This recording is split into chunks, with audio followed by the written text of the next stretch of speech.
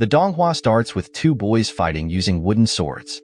The boy with short hair is named Zhang Xiaofan, and the boy with slightly longer hair is Lin Jingyu. Even though Xiaofan often challenges Jingyu, he never wins because Xiaofan is weak and not very smart, while Jingyu is skilled and clever. Their fight continues at a temple. Despite always losing, Xiaofan's determination never fades. It becomes late, but Jingyu seems very eager to hurt Xiaofan, almost as if he is possessed.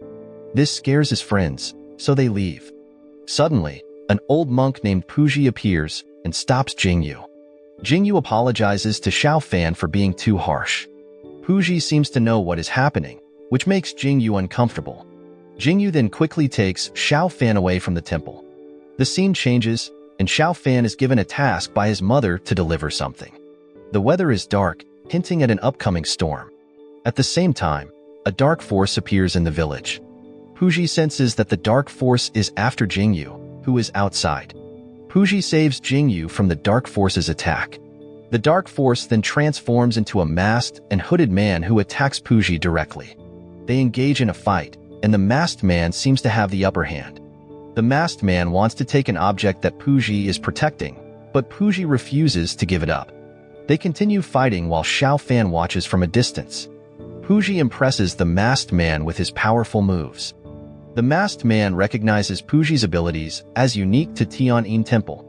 The masked man then uses his sword to unleash the Divine Thunder technique, revealing that he is from the Qingyun sect. The clash between their forces creates a strong wind that knocks Xiaofan down, making him faint. The masked man decides to leave because he cannot overcome Puji's Buddhist techniques. The scene shows Puji leaning Xiaofan and Jingyu against a large tree trunk. Puji knows he is going to die soon. He took a pill that could delay his death for 3 days. He didn't want to waste any time and decided to pass on his power. Puji healed Xiaofan, who was hurt by the Divine Sword's power, and then decided to give all his power to Xiaofan because he believed Xiaofan was the child foretold by Buddha. Puji offered to train Xiaofan to become strong. He told Xiaofan that no one, not even his family, should know about the training. Xiaofan had to practice every night at midnight and only use the techniques in dangerous situations. Xiaofan quickly agreed to Puji's request, but there were more conditions. Puji told Xiaofan not to reveal his identity and gave him a pearl that he must keep secret. Xiaofan had to hide the pearl in a very safe place. After explaining everything, Xiaofan knelt down and called Puji his teacher. Soon after, the weather cleared and Jingyu woke up. Jingyu walked to the temple, found Xiaofan sleeping there, and woke him up. Xiaofan took Jingyu home without telling him what happened the previous night. When they arrived at the village, it seemed very different and lonely. They saw only one man, Uncle Wang, who looked shocked and stressed. Seeing Uncle Wang's condition, Xiaofan decided to explore the village. He discovered that all the villagers had died horribly. He screamed in fear and fainted again.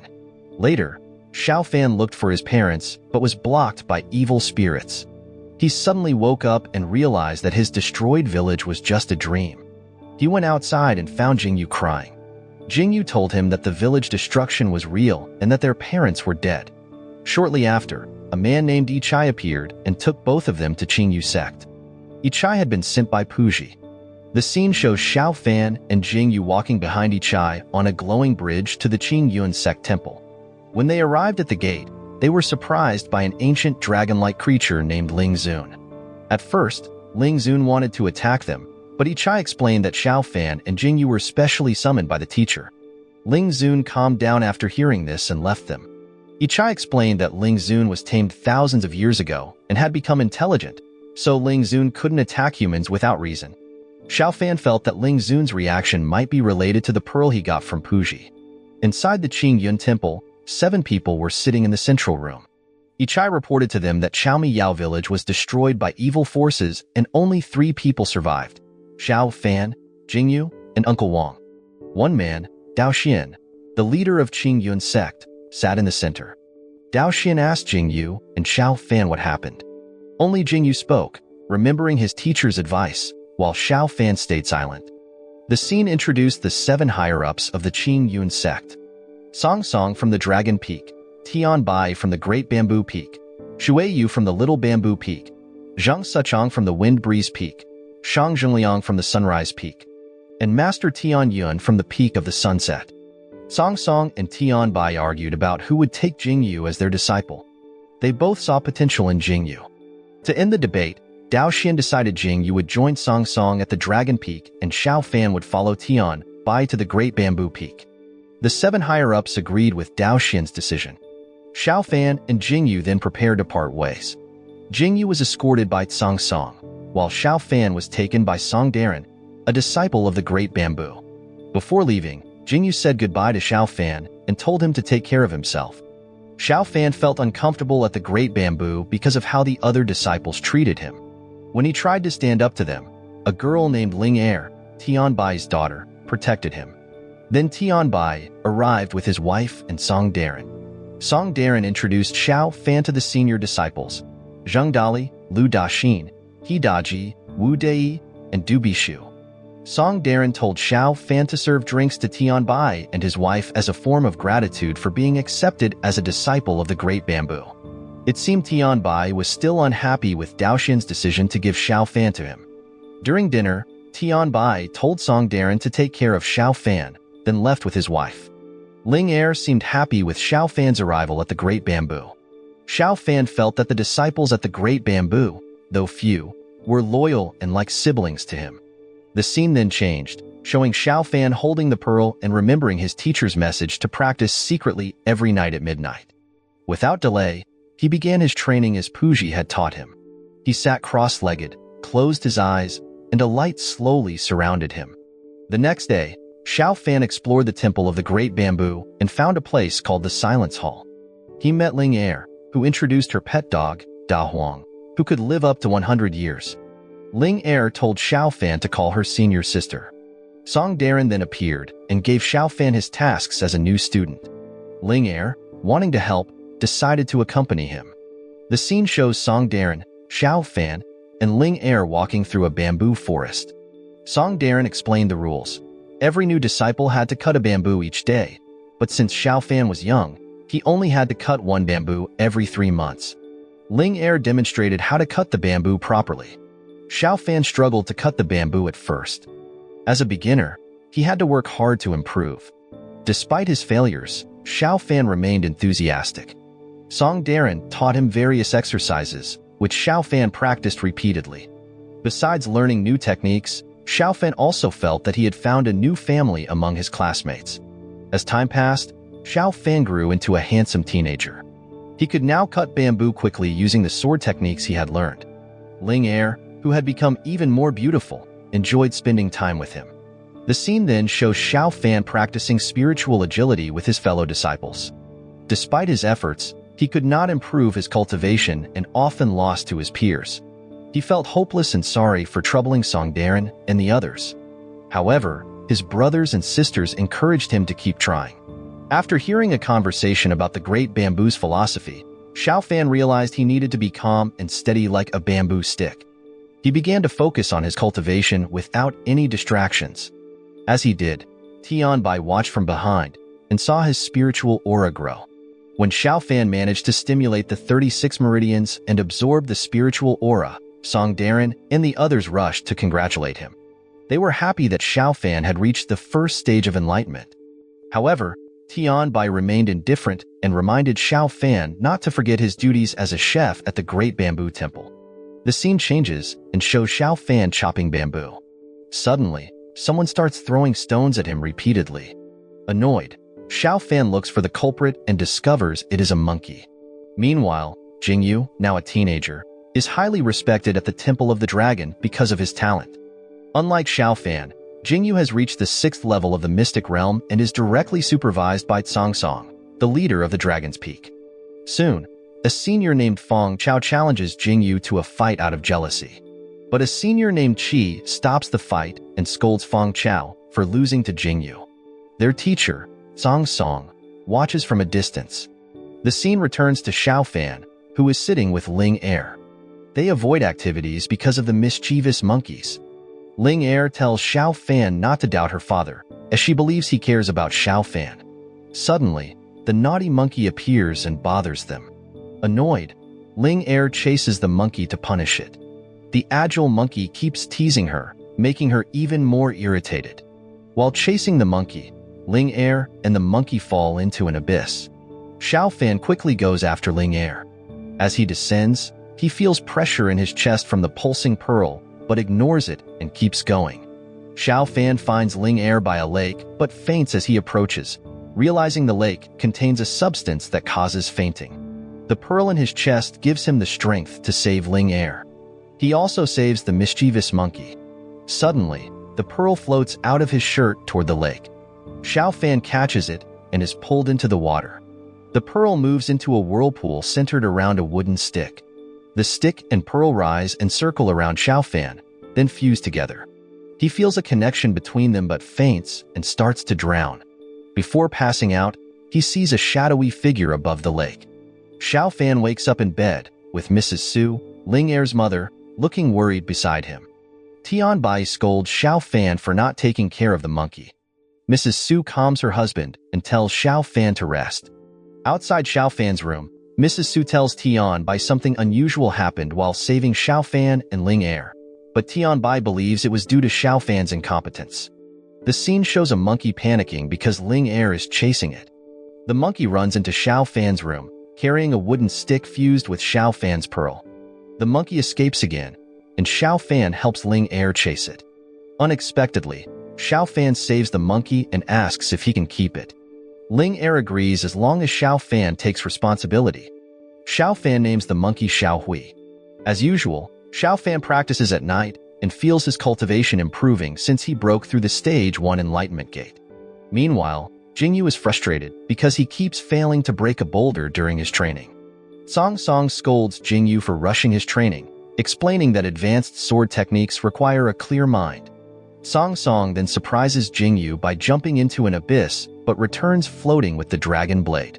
Song Song wants to pass the dragon blade to Jingyu but needs to see if Jingyu is worthy. Jingyu proves himself and awakens the power of the dragon blade, astonishing Song Song. Song Song decides to teach Jingyu the highest sword technique in Qingyu sect, the Divine Thunder technique, the same power that destroyed Jingyu's village. Jingyu feels dizzy and faints. The scene changes to Xiao Fan talking to Da Huang and Xiao Hui about giving Ling Er a bamboo flute as a gift. Ling Er overhears and forces Xiao Fan to show the gift, but Xiao Fan is shy. Ling Er tries to grab it, and it falls into a pot of boiling water. Song Darren appears and tells Ling Er that a disciple from the Dragon Peak is visiting, and she should welcome him.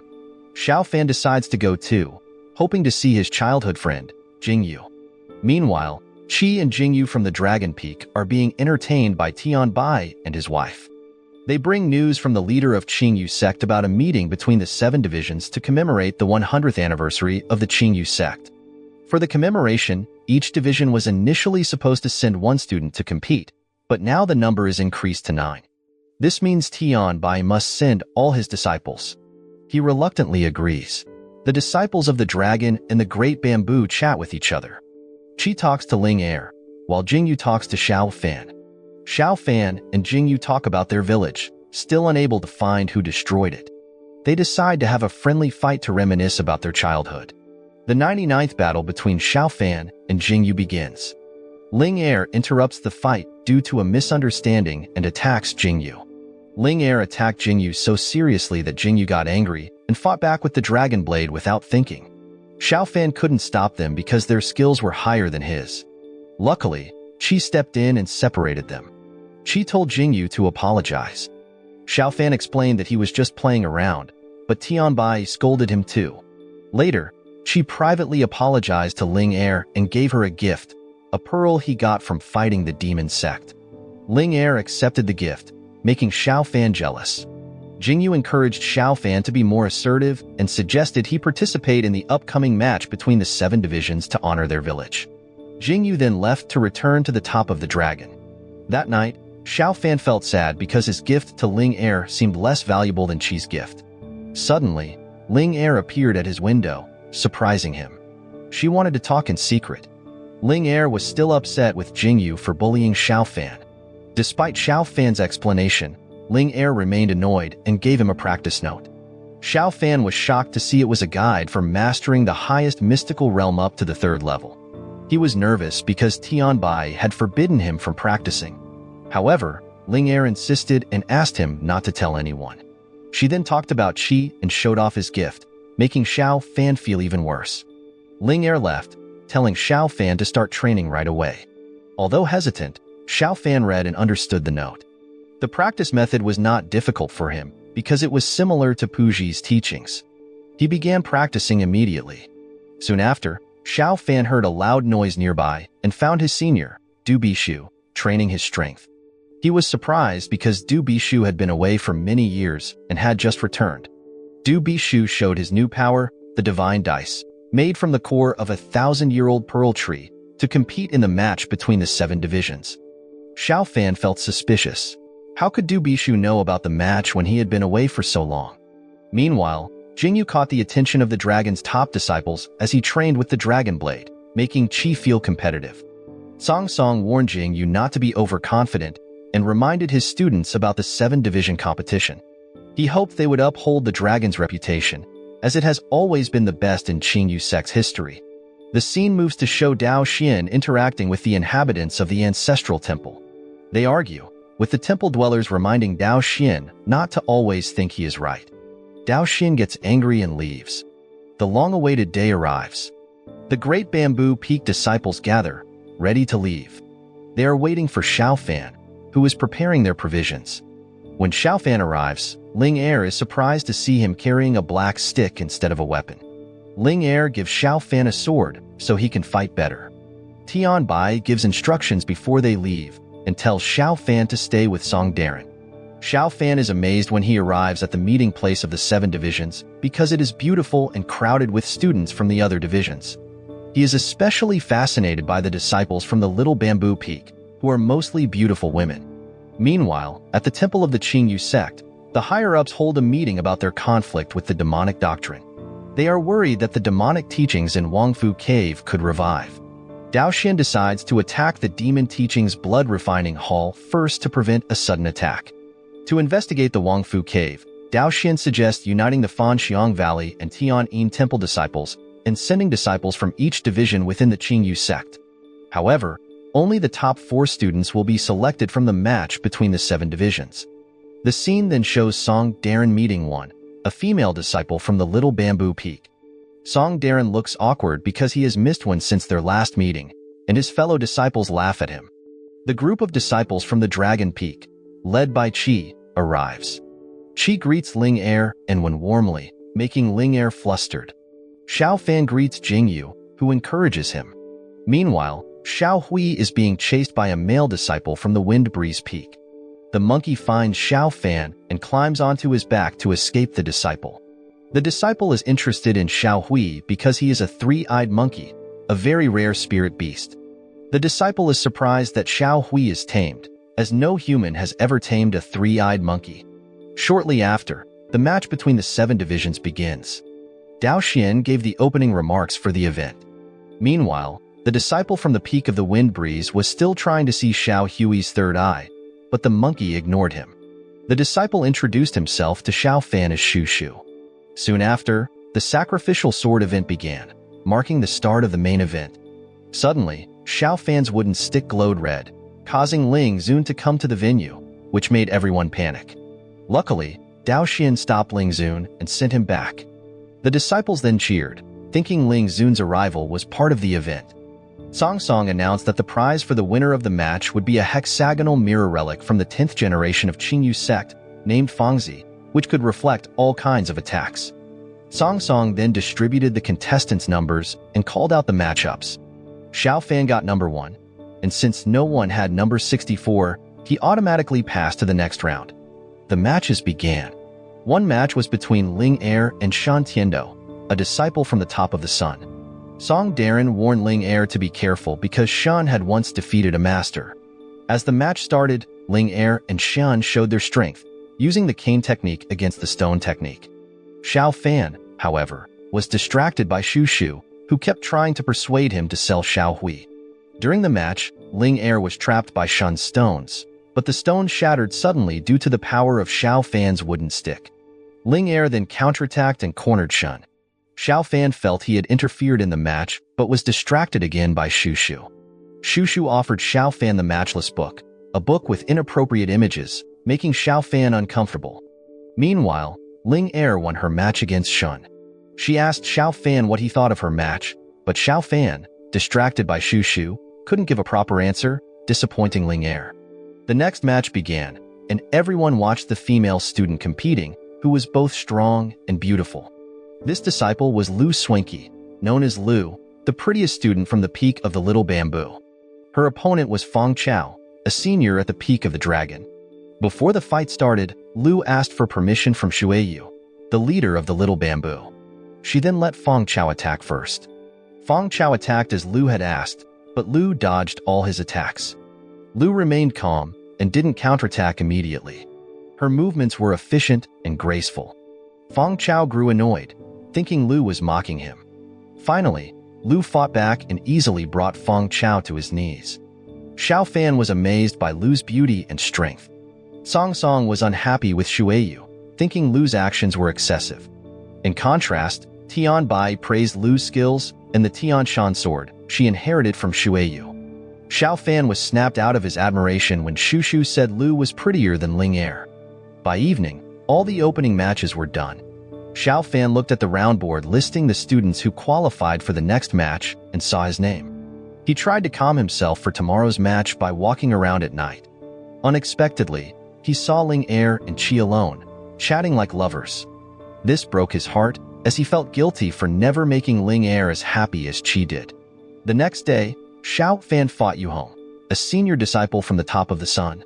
Xiao Fan struggled against Yu Hong, who repeatedly broke Xiao Fan's sword and knocked him down. Distracted by his feelings for Ling Er and Qi, Xiao Fan couldn't focus. He then grabbed his wooden stick to fight Yu Hong, who laughed at it and mocked the Great Bamboo Peak for their unimpressive weapons. Xiao Fan's anger grew, especially seeing Ling Er and Qi together. He attacked Yu Hong fiercely. Cornered during the fight, Xiao Fan's blood touched the wooden stick, releasing a black mist that attacked Yu Hong, blowing him out of the arena. Xiao Fan won the match but fainted afterward. Xiao Fan's victory caused quite a stir in the Qingyu sect. Xiao Fan's brothers had placed bets, but they all bet on Yu Hong to win, except for Du Bishu, who believed in Xiao Fan's strength. Xiao Fan, now awake, became the hope of his fellow students for the next match. Tian Bai and Mrs. Su reminded everyone to stay focused and not get overconfident. Xiao Fan felt encouraged, especially since Tian Bai, who usually scolded him, was now supporting him. The next day, Xiao Fan was set to compete against Peng Chong, a disciple from the Peak of the Wind. Shushu visited Xiao Fan and mentioned he had asked Peng Chong not to be too harsh on him. Shushu didn't want Xiao Fan to risk his safety, like in the previous match. The other disciples believed Xiao Fan would lose to Peng Chong. At first, Xiao Fan considered giving up, but he remembered the hard work he and his brothers had put in. He didn't want to disappoint Tian Bai and Mrs. Su, who had taught and mentored them. He also thought of Ling Er, who had inspired him to enter the spiritual world.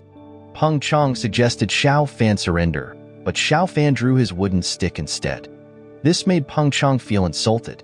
Their match began, and Peng Chong attacked Xiao Fan with full force, surprising Shushu, who worried because Peng Chong used firepower. Meanwhile, Ling Er was fighting Lu, and the boys cheered for the two beautiful girls. Ling Er felt confident she could win if Lu didn't use the Tian Shan sword. She was also motivated by Qi's support. However, Lu won the match because Ling Er was distracted by Qi. Xiao Fan went to see Tian Bai, surprising him with serious injuries, but also because he had won the match. Xiao Fan then fainted. Tian Bai realized Xiao Fan had been studying high-level mystical realms without his knowledge. Mrs. Su explained that Ling Er must have given the training to Xiao Fan. Tian Bai became angry because Ling Er hadn't taken her match seriously and was more focused on her love interest. In contrast, Xiao Fan fought hard for the honor of the Great Bamboo Peak. Mrs. Su tried to calm Tian Bai, saying Ling Er was growing up and finding her mate was natural. But Tian Bai was upset, especially knowing Ling Er's crush was a disciple of the Dragon Peak. Hearing this, Xiao Fan, who had regained consciousness, decided to find Ling Er.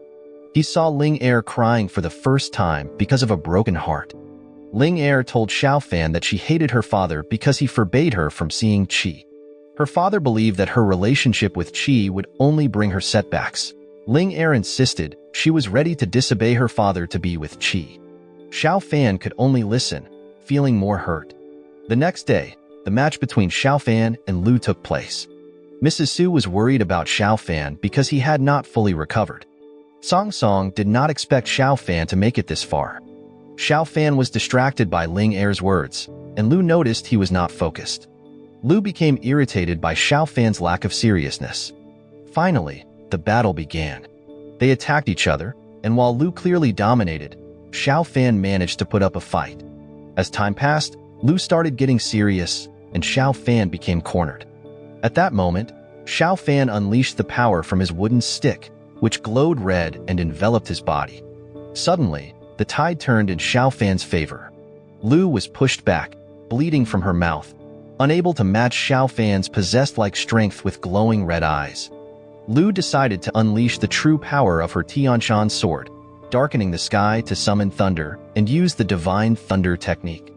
This did not faze Xiao Fan, as Ling Er's words about Qi fueled his fighting spirit. Xiao Fan charged at Lu as she prepared her divine thunder technique.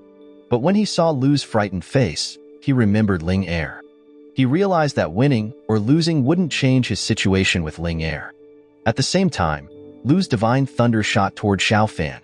He chose to stop his attack and prepared for death. He was struck by Lu's divine thunder and blown away. Lu won the match, but she didn't feel like a winner. Tian Bai immediately flew over to catch Xiao Fan. Meanwhile, Song Song congratulated Shui Yu on Lu's victory and praised her for having such a talented disciple. Song Song then spoke to Dao Xian about Xiao Fan's mysterious power, suggesting it was not from Qing Yuan's sect training but from evil powers that could harm the sect. Dao Xian decided to investigate. Rumors spread that Xiao Fan used the power of the demonic doctrine. Dao Xian ordered that Xiao Fan be interrogated once he regained consciousness. Days passed, and Xiao Fan remained gloomy because there was nothing to do at the Great Bamboo Peak without Ling Er. Meanwhile, she won his fight against Lu because she still felt she wasn't the true winner of her fight with Xiao Fan. Song Darren met Xiao Fan in the bamboo forest, feeling sorry for his situation, and tried to comfort him. The scene shows Xiao Fan being interrogated by Song Song in front of Dao Xian and Tian Bai. Song Song accused Xiao Fan of being a demonic doctrine spy for using a weapon laced with his blood. Xiao Fan denied the accusations and said he had never done this. Song Song claimed the wooden stick was evidence that Xiao Fan could use demonic teaching techniques, suggesting he deserved the death penalty according to Qingyu sect laws. Tian Bai defended Xiao Fan, leading to an argument with Song Song. Dao Xian stopped the debate, explaining his perspective. He acknowledged that Xiao Fan's weapon aura seemed to have demonic teaching power but felt some things were different and needed more investigation. He said they couldn't sentence someone to death without solid evidence and advised Song Song not to be rash. Dao Xian announced that Xiao Fan, the fourth top disciple, would join the other three disciples to investigate the demonic teachings outside the Qingyu sect. The scene then shows Xiao Fan preparing to leave with Shu Shu, Lu, and Qi. This was Xiao Fan's first time using his wooden stick to fly. They arrived at Heang City, a prosperous city, and were amazed by the bustling life they didn't see at the Qingyu sect. Shu Shu invited his colleagues to rest at the Shanghai Pavilion, a famous restaurant in Heang City. Shu Shu ordered the most delicious food, revealing he often visited the restaurant secretly. When the food arrived, they enjoyed it, especially the clear fish soup that fascinated Xiao Fan. The waiter explained the dish was made of fresh fish cooked with selected spices. Suddenly, a beautiful girl named Bai Yao appeared and curtly rebutted the waiter's explanation. Bai Yao claimed the fish came from far away and might be rotten. The waiter explained that if the fish were successfully cultivated in the Qingyun sect, they wouldn't need to order fish from far away. Bai Yao continued to underestimate the Qingyun sect, which made Lu emotional. However, a servant interrupted them, and Bai Yao left after being reprimanded by someone. Finally, they decided to stay one night in Heang City before continuing their journey. When Xiao Fan was about to sleep, Lu came to see him and asked about their fight the other day. The fight was memorable for Lu because she used all her strength. She also asked why Xiao Fan lost to her even though he could have won. Xiao Fan was reluctant to comment and said that Lu was stronger, so she won the fight. Lu then said goodbye after hearing Xiao Fan's answer. The scene then shows Xiao Fan having a bad dream. He felt suffocated and woke up suddenly. Unable to sleep, he decided to walk around the Shanghai pavilion and met Bai Yao, who was enjoying the night. He reprimanded Bai Yao for picking flowers, thinking her actions hurt the flowers. Bai Yao was exasperated by Xiao Fan's awkwardness and laughed when he said the flower she picked was shedding tears. She then asked Xiao Fan to choose who was prettier, the flowers or her. Xiao Fan shyly replied that Bai Yao was prettier. He introduced himself to her. Bai Yao teased Xiao Fan, saying he was like a jerk who only complimented her beauty. Irritated by her words, Xiao Fan left. However, Bai Yao was impressed by Xiao Fan's innocence, honesty, and appreciation for life, like a flower. While Bai Yao pondered Xiao Fan's words about flowers that can cry, a veiled woman named Yu Yi appeared. Yu Yi confirmed that the 4 people were from the Qingyu sect. Bai Yao showed Yu Yi the flowers she picked and explained that they bloom at night, reminding Yu Yi of Bai Yao's late mother. Bai Yao cut Yu Yi off, still feeling sad about her mother's death. Bai Yao felt no affection from her father, the leader of the sect, and didn't feel worthy of inheriting her mother's heirloom weapon. She chose to be alone to calm herself, but Yu Yi reminded her to prepare for the mission at Kongsang Mountain. The scene then changed to show Xiao Fan and his colleagues also heading to Kongsang Mountain, a former gathering place for devils. Before entering the cave on Kongsang Mountain, they would wait for the disciples from Fenshang Valley and Tianyin Temple to join them. Soon after, an army of blood-sucking bats blocked Xiao Fan and his group's journey. While they struggled to deal with the bats, a voice from another student told Xiao Fan and his companions to turn on the light. Qi then used his prize mirror to emit light, making the bats fly away because they hated the bright light. They met with 4 other students, Fa Xiang and Fa Shan from Tianyin Temple, and Lu Shi and Yan Hong from Fenshang Valley. They planned to enter the cave soon, believing it was better to move forward quickly. The presence of blood-sucking bats proved that the demonic doctrine was still in the cave. Fa Shang tried talking to Xiao Fan, but Xiao Fan wasn't very open because he remembered that Puji was also from Tianyin Temple. Suddenly, Lu noticed suspicious movement, which turned out to be demonic doctrine mages trying to stop Xiao Fan's group from entering the cave. The mages, Yi Go and Zhang Lao San, were subordinates of Boss Nian, a leader in the blood-refining Aliyah. Boss Nian prepared to cast a spell, saying he wouldn't let the sect disciples leave the cave to report to Dao Xian. A battle ensued between the sect disciples and Boss Nian's subordinates. Xiao Fan got separated and fought Lao San alone. Lao San tried to suck Xiao Fan's blood, but Xiao Fan, in desperation, managed to grab his wooden stick and stab Lao San with it. Boss Nian and Yi Go noticed Lao San hadn't returned from his fight with Xiao Fan. Yi Go went to check and was shocked to find Lao San dead, having been drained of blood by Xiao Fan's stick. Boss Nian ordered Yi Go to retreat due to being outnumbered. Xiao Fan was confused by Yi Go's comment before leaving, suggesting Xiao Fan had used a blood-sucking method. She instructed the disciples to chase the demonic doctrine mages and emphasized that no one should get separated again. They arrived at the forbidden area of the blood purification hall, the Deadly Abyss. She warned them to be cautious because the place was dangerous. Another attack came from the demonic doctrine mages, Lin Feng, Xiao Zhou, Boss Nian, Yi Go, and a woman with a whip named Mrs. Mei Mao. The mages looked happy, anticipating sucking the blood of spiritual practitioners. The battle began, and Xiao Fan and his group were separated, almost attacking each other due to the mist created by Lin Feng. When Xiao Fan managed to attack Yi Go noticed that Xiao Fan's attack method was different.